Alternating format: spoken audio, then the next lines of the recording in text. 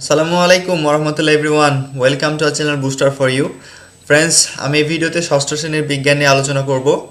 অর্থাৎ ষষ্ঠ শ্রেণীর তোমাদের যে নির্ধারিত কাজ 2 অ্যাসাইনমেন্ট 2 দেওয়া হয়েছে, যেটা তোমাদেরকে চতুর্থ সপ্তাহে সাবমিট করতে হবে। সো ফ্রেন্ডস, দেখো আমরা প্রথমে প্রশ্নটা দেখে নেব, তারপরে আমরা অ্যান্সারগুলো দেখব। আমাদের একটা সৃজনশীল আছে, দেখো ক খ গ ঘ। সো আমরা আগে প্রশ্নটা দেখে নেই। সো ফ্রেন্ডস, আমাদের প্রশ্নে একটা সৃজনশীল প্রশ্ন দেওয়া আছে। প্রথম চিত্রে দেখতে পাচ্ছি আমরা একটা মোমবাতির ছবি দেওয়া আছে, এবং দ্বিতীয় চিত্রে কি বরফের ছবি দেওয়া আছে। সো তাহলে দেখো, প্রথমে কয়ে প্রশ্নটা কি বলছে, বিদ্যুৎ পরিবাহী ও অপরিবাহী পদার্থের নাম লিখো। ক্ষয়ে বলছে কি, বিদ্যুৎ পরিবহনে তামার তার ব্যবহারের কারণ কি। অর্থাৎ বিদ্যুৎ পরিবহন যে আমরা করি, যে তারগুলো ইউজ করি, সেগুলোতে তামা কেন ব্যবহার করা হয়। তারপরে গয়ে বলছে কি, উদ্দীপকের প্রথম চিত্রে মোম গলে পড়ার পরবর্তী অবস্থা ব্যাখ্যা করো। অর্থাৎ এই চিত্রটায় যে মোমটা ধীরে ধীরে গলে যাচ্ছে, গলে গেলে, সম্পূর্ণ মোমটা গলে গেলে তারপরের যে অবস্থাটা থাকবে সেটা আমাকে ব্যাখ্যা করতে হবে। আর ঘয়ের প্রশ্নে কি বলছে, চিত্রের পদার্থ দুটির গলনাঙ্ক ও হিমাঙ্ক কি একই, পাঠ্যপুস্তকের আলোকে বিশ্লেষণ করো। সো ফ্রেন্ডস, চলো আমরা এখন উত্তরগুলো দেখে নিই। ফ্রেন্ডস, কয়ের প্রশ্নটা ছিল বিদ্যুৎ পরিবাহী ও অপরিবাহী পদার্থের নাম লেখো। সো দেখো, আমাদের কিছু বিদ্যুৎ পরিবাহী পদার্থ হচ্ছে তামা, দস্তা, সোনা, লোহা, টিন ও অ্যালুমিনিয়াম প্রভৃতি।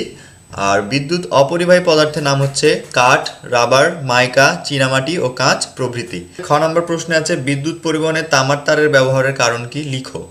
তাহলে দেখো, তামা বিদ্যুৎ সুপরিবাহী, অর্থাৎ এর মধ্যে দিয়ে বিদ্যুৎ সুন্দরভাবে পরিবহন হতে পারে। দামে সস্তা, সহজলভ্য এবং সহজে কাটা যায় কিংবা জোড়া দেওয়া যায়।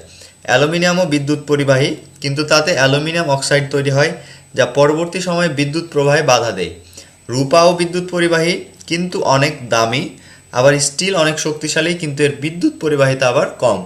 অর্থাৎ তামা ছাড়া যেসব আমাদের এই বিদ্যুৎ পরিবহনের যে ইগুলো আছে, সেগুলো কি কোনোটা হয়তো দামি, কোনোটা অ্যালুমিনিয়াম অক্সাইড তৈরি করে, অর্থাৎ প্রত্যেকটার কোনো না কোনো সমস্যা আছে।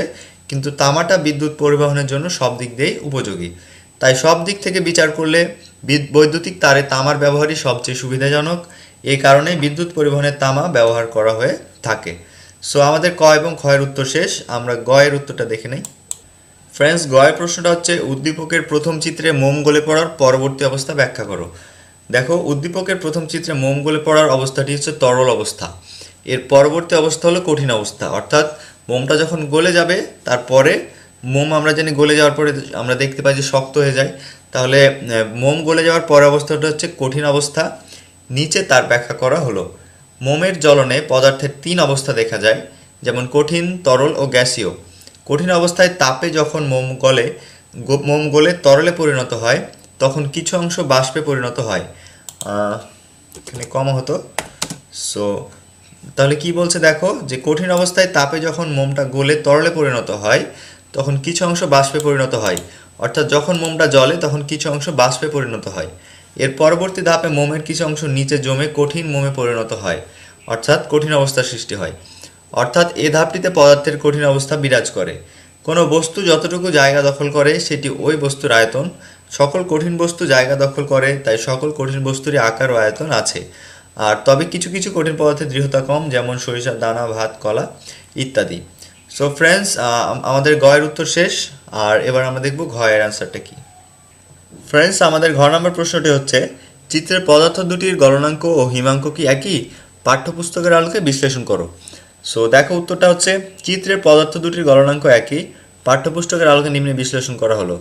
যে তাপমাত্রায় কোনো কঠিন পদার্থ তরলে পরিণত হয়, এবং সেই তাপমাত্রাকে ওই পদার্থের গলনাঙ্ক বলে। আবার যে তাপমাত্রায় কোনো তরল পদার্থ তরল থেকে জমতে শুরু করে কঠিন অবস্থায় পরিণত হয়, তাকে ওই তরলের হিমাঙ্ক বলে।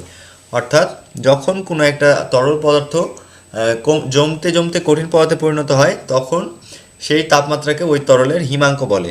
আর যখন কোনো কঠিন পদার্থ তরলে পরিণত হয়, সেই তাপমাত্রাকে ওই পদার্থের গলনাঙ্ক বলে। সো দেখো কি বলছে, প্রায় সকল পদার্থের গলনাঙ্ক ও হিমাঙ্ক সমান।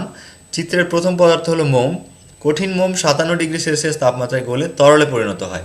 তাহলে সেই মোমের গলনাঙ্ক 57 ডিগ্রি সেলসিয়াস।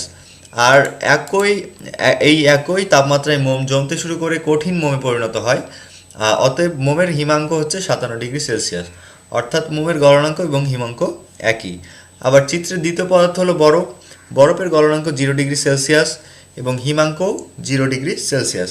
যেহেতু আলাদা আলাদাভাবে পদার্থ দুটির গলনাঙ্ক ও হিমাঙ্ক যথাক্রমে 57 ডিগ্রি সেলসিয়াস ও 0 ডিগ্রি সেলসিয়াস, তাই বলা যায় পরিমাণগতভাবেই পদার্থ দুটির গলনাঙ্ক ও হিমাঙ্ক একই।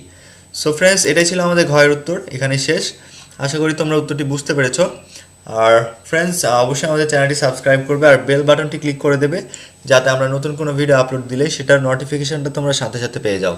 So friends, thanks a lot once again. আসসালামু আলাইকুম রহমতুল্লাহ।